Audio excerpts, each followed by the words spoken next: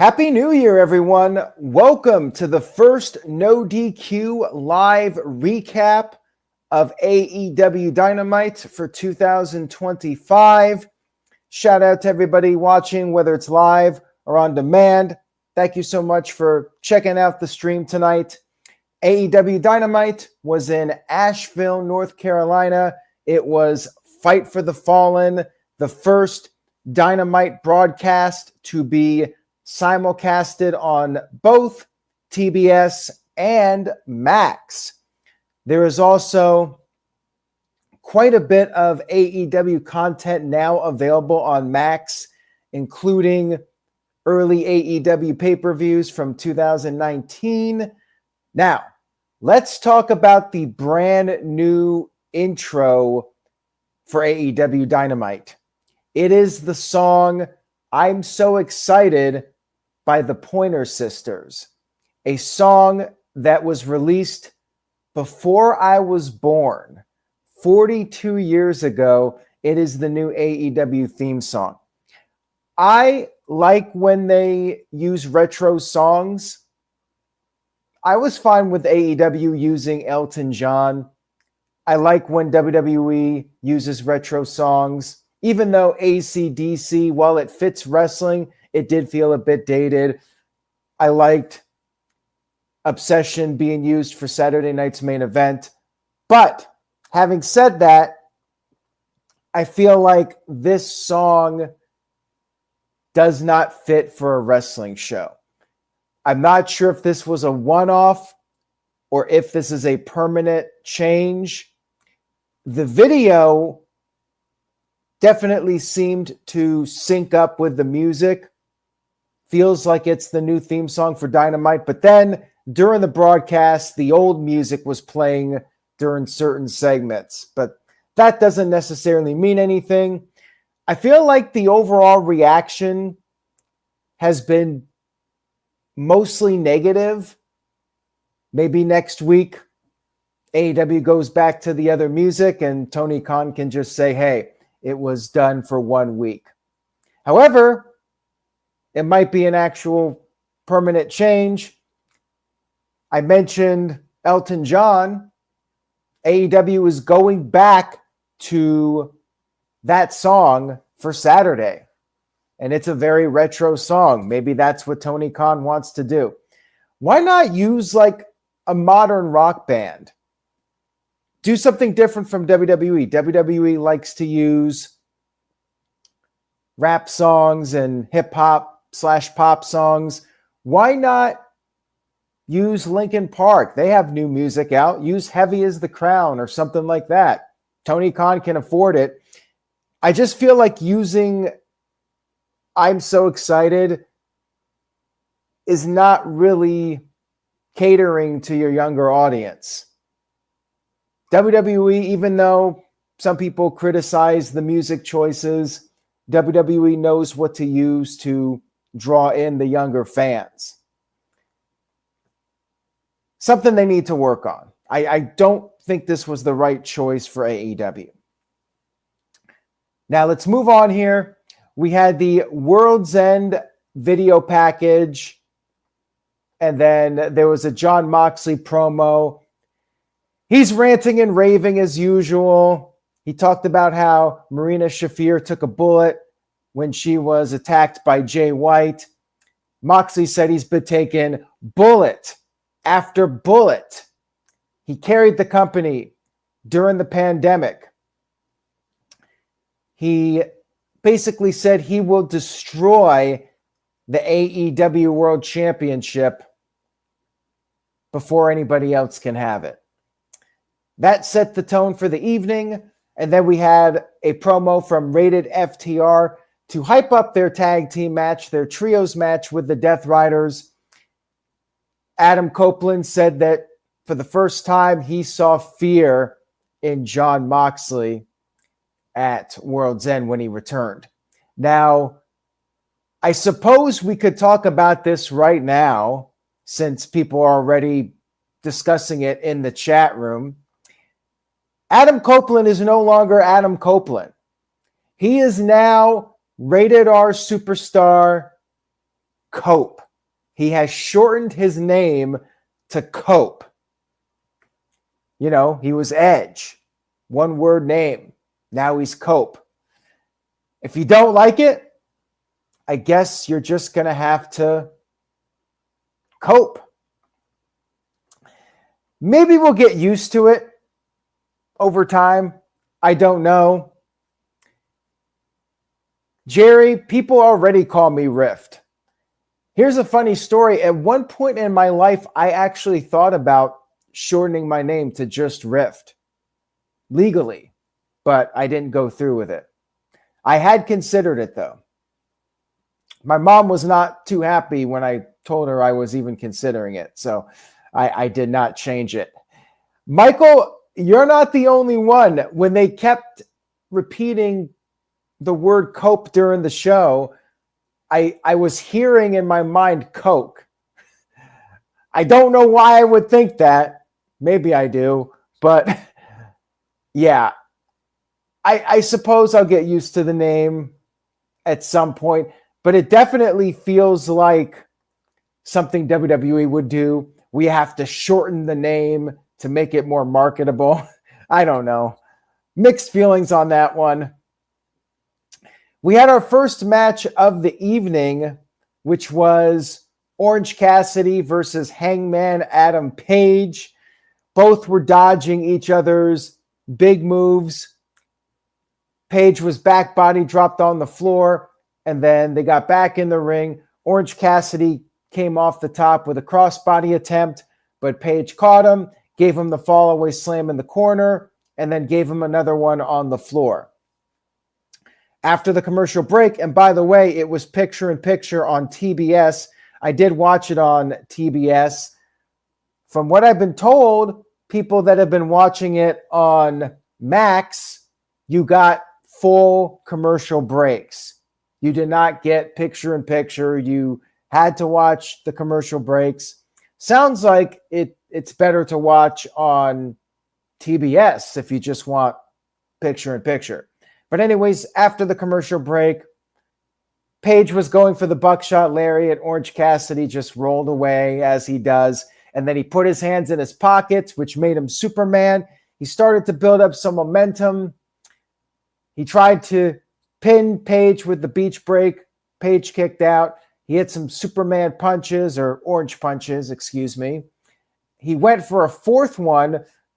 Page had been sent to the apron, and as Orange Cassidy was going for that fourth orange punch, Page was able to have a burst of energy, and he took out Orange Cassidy with the buckshot lariat, and he got the 1-2-3 victory. This is fine.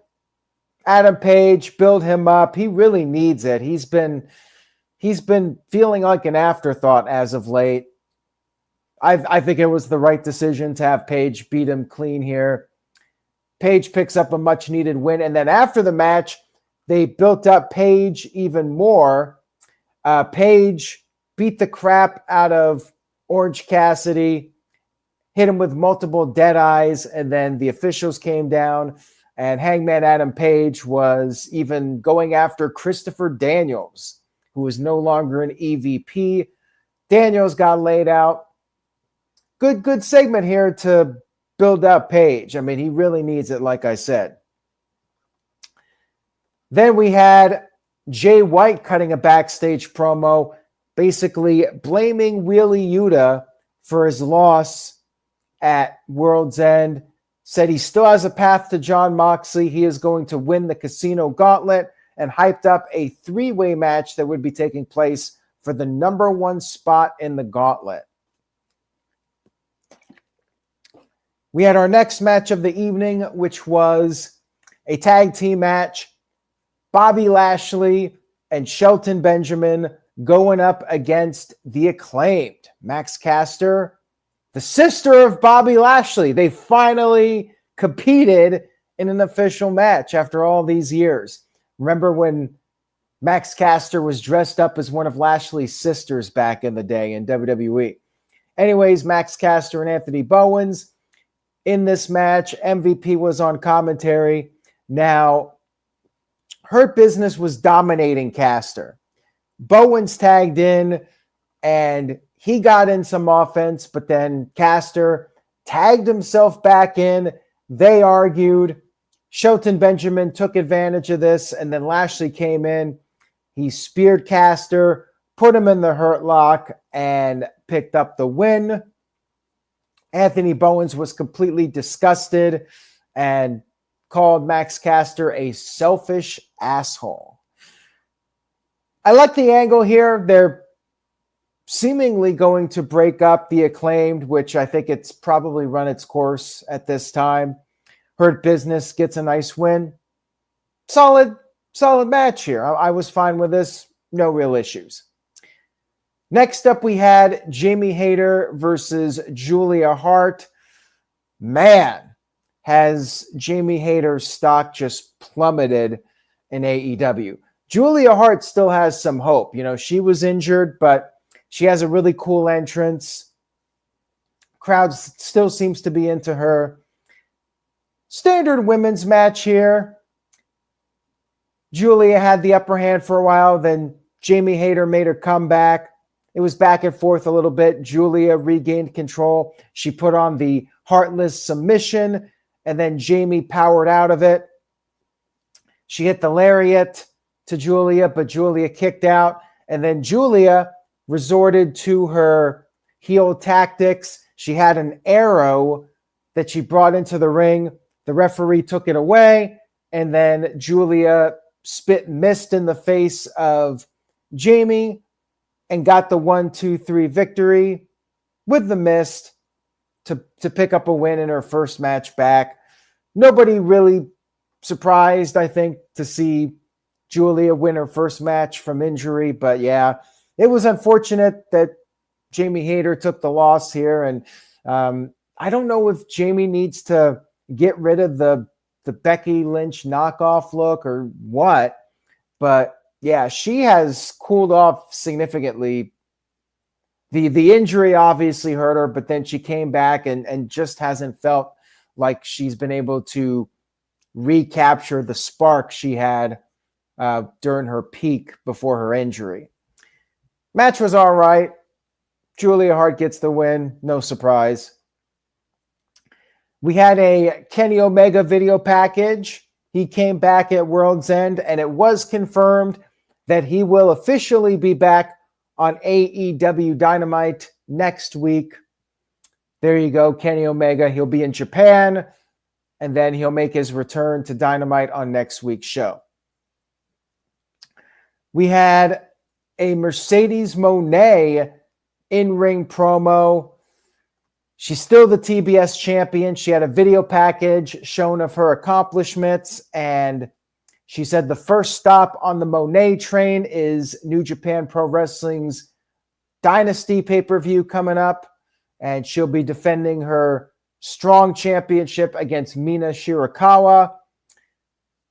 Maybe she drops it. We'll see.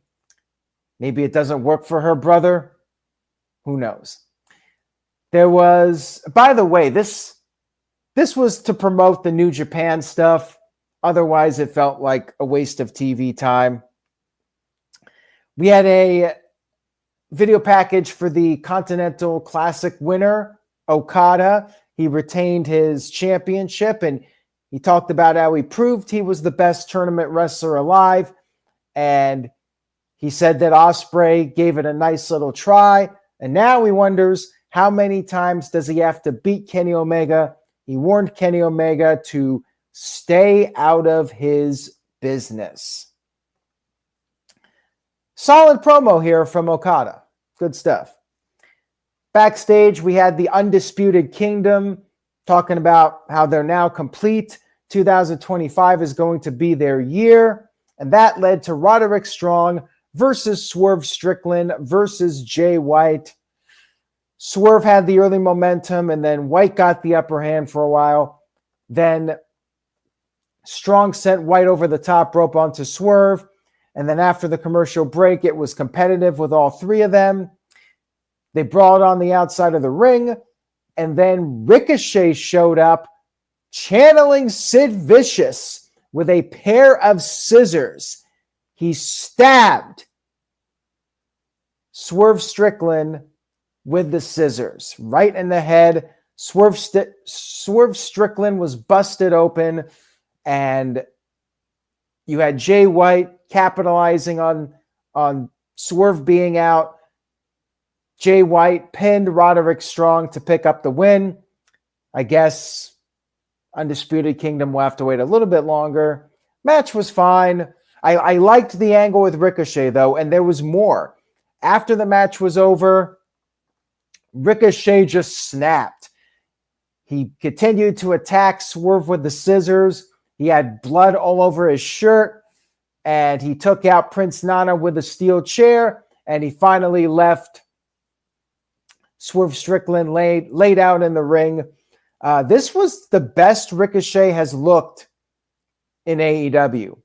And he's doing the full-blown heel turn. Before, it was almost like he was comic relief, but now he's a serious heel. This is the darkest I think we may have ever seen Ricochet since he joined WWE back in 2018. I liked it a lot. I mean, this was the first really good segment with Ricochet in AEW. Not counting the wrestling, I'm just talking about his angles. Very effective here in building him up as a heel. Yeah, I enjoyed this. This was a strong angle. Very well done. And we'll see where it goes from here. Shout out to Hamp Connell with a little side note here. Today in history. First one of the new year. So thank you for that, Hamp. I appreciate it. It says, today in 2007, Kevin Federline defeats John Cena. For anybody that thinks wrestling is bad now, there's your Exhibit A as to how things have gone a lot better. Imagine that happening today. It just wouldn't. Triple H would not book something like that. Tony Khan would not book something like that. It was ridiculous, and I think people overlooked it. WWE was the only game in town, but man, that was rough. That whole period was rough. Moving on here, back to Dynamite. We had Jay Lethal and Sanjay Dutt backstage asking Jeff Jarrett if he was sure about his big announcement. And Jarrett was sure. Karen Jarrett came over, said they are unbreakable. She hugged him, and she handed him the boots, his wrestling boots. Jeff Jarrett then came to the ring, and there was a guitar in the ring. He put his boots in the ring. We were all thinking this was maybe going to be a retirement. He talked about having gratitude. He brought up his history in wrestling, his father, Jerry Jarrett, being a promoter, his debut in 1986, and then how he founded TNA, which created some of the greatest wrestlers of all time. And then he talked about, is it over? Should the last outlaw ride off into the sunset? Well, the answer was hell no. He is not retiring just yet. He said he has re-signed with AEW for one last talent contract, one more ride. He wants AEW gold, not Global Force gold, not AEW mid-card titles. He wants the World Championship.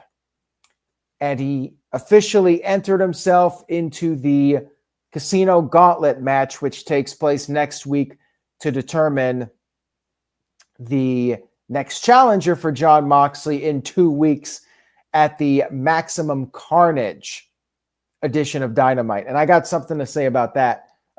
So first of all, the Jeff Jarrett segment, when he was going on here, I thought, okay, this is probably a swerve. And in fact, it was. Segment was all right. Jarrett had solid delivery. He's a veteran. I think the big issue with this segment is that it feels like a low-rent copycat of what John Cena is doing. And of course, you could argue, in AEW's defense, is what John Cena is doing, ripping off what Bryan Danielson did in 2024. I'm coming back for the one last run, or Sting having the retirement run. The problem is we've seen several of these now between Sting and Bryan Danielson, and now John Cena coming back. I mean, do we really care all that much about a Jeff Jarrett run? I mean, yeah, Jarrett had a good run in wrestling, but not at the level of the other three that I just mentioned. So it kind of feels like it doesn't need to be done. And if it was going to be done, now is not the right time. It's just going to be overshadowed by John Cena's final run. And this will just be seen as a knockoff. Not sure how I feel about it. I'd rather Jarrett just say, before I retire, I want to become world champion. You know, keep it simple, but don't do the whole, I got one more run left in me. This is the last ride, blah, blah, blah. I would have just had him come out there and say, I've been thinking about this before I retire. I want to be world champion one last time. Don't even mention a new contract or anything. Just saying, I'm going to go for it. Go big or go home. As he mentioned in his promo, taking risks. I would have just kept it simple and not done the whole, I'm coming back for one more run business. So I would have done it a little bit different. We had Mariah May cutting a backstage promo, talking about how she's done a better job than any other woman in the company, said her next challenger for the women's title is going to have to work for it.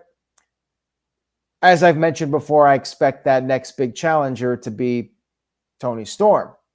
Once Toni remembers who she has been the past year and a half, 2 years. We had Christian Cage versus Hook announced for Maximum Carnage in 2 weeks. So that's the other thing I wanted to talk about. Isn't Maximum Carnage a Spider-Man video game? I could have sworn it was a Marvel Spider-Man game in the 90s. Correct me if I'm wrong on that.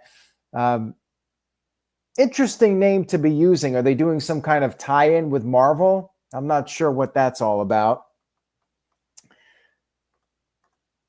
We had MJF footage shown of him after his match with Adam Cole. And thankfully, thank the wrestling gods, MJF is moving on from Adam Cole. He is now focusing on the world title, as he should. Jon Moxley is on notice. MJF wants his Triple B back. And he said 2025, the devil gets his due, part 2. I like this. I'm glad MJF is back in the title picture and going for the world title. And I like that several people on the show were talking about Jon Moxley. I do like when people are saying we want to be the world champion. That's the number one title. That's what we're going for. That's how it should be. So I think that was a positive that you have several people on the show trying to make claim for an AEW title shot. I'm a fan of that. Where it goes, we'll have to wait and see. We had our main event of the evening, the 6-man trios tag team match. Death Riders, Jon Moxley, Claudio, and Wheelie going up against Rated FTR, of course, and Cope. No longer Adam Copeland, just Cope, not Coke, Cope. Cope had a strong start, but then Marina Shafir shoved him into the ring post, and then FTR had to tag in. They took care of business for a while. Then things started to break down. Moxley was getting involved, and then eventually Cope was able to tag back in. Moxley tagged in. They brawled. They fought in the crowd. They got back in the ring, and then Moxley tagged out to Wheelie, which means Wheelie's taking the fall here. We're getting close to the end of the match. Death Riders got the upper hand, though, and then Moxley tried to give Cope a pile driver on the table.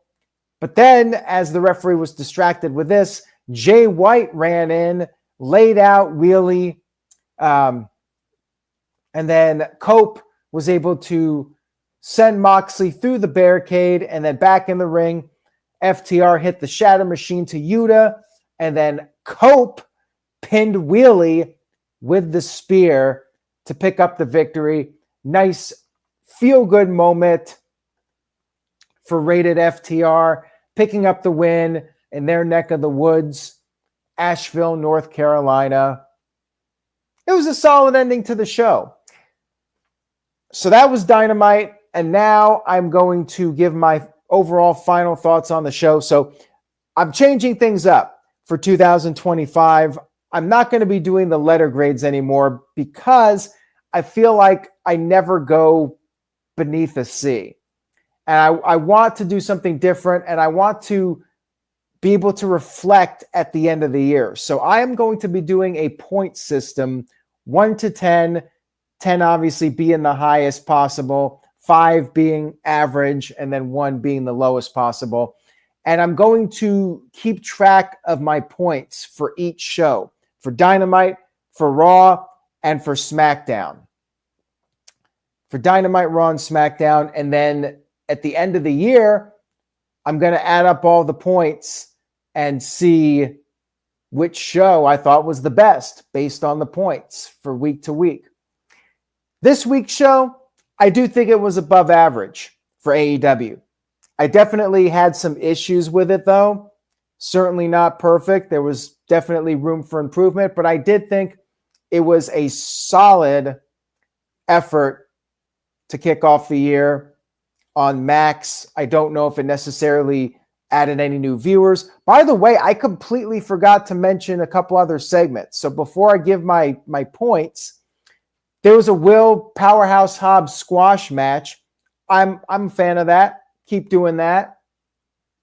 Ryback did it. He got over. Lots of guys have done that. So let him keep going out there squashing people. Big Bill and Keith, what's his name? The Bad Apple. Brian Keith, I think is his name. They confronted rated FTR, and that set up a match for Collision. Don't really care. Jericho's going to be there. He wasn't on this show, so I almost want to give a point up for Jericho not being there.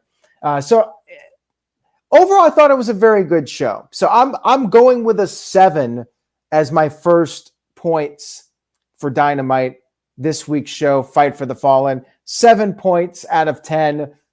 Pretty good show. Solid. Bit of a mixed bag at times, but I did enjoy a lot on the show and thought it moved along at a pretty nice pace. Looking forward to what they do next. What's going on with MJF? They got me a little bit intrigued. Cope, I'll cope with it. Thank you guys for tuning in. I hope you enjoyed the recap.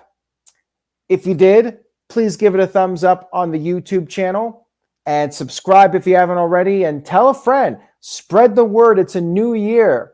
We're doing the point system here. I'm looking forward to seeing which show I find to be the best. And by the way, I'm also going to do points for the pay-per-views, WWE and AEW, and the pay-per-view / premium live event matches. So I'll be able to have a pay-per-view match of the year based on my points, or promotion, which promotion put on the best matches. I'm going to do a lot with the point system here throughout the year. And doing the points will be easier to keep track of than doing letter grades. So that's the plan now for 2025, to shake things up a little bit. And I got some more ideas for the new year. Make sure you stay tuned to NoDQ.com for all the latest wrestling news and rumors. Much love to all of you. I hope you all have a happy and prosperous 2025. We're just getting started because Friday night, SmackDown goes 3 hours. Going to be a lot to cover, but I'll be doing it starting this Friday, and then Monday night, the new era on Netflix. I'll be recapping the show regardless of the length. Tune in for that next Monday night. Thank you all again. Have a great rest of your week. Say yes to NoDQ.com, and I will see you all next time.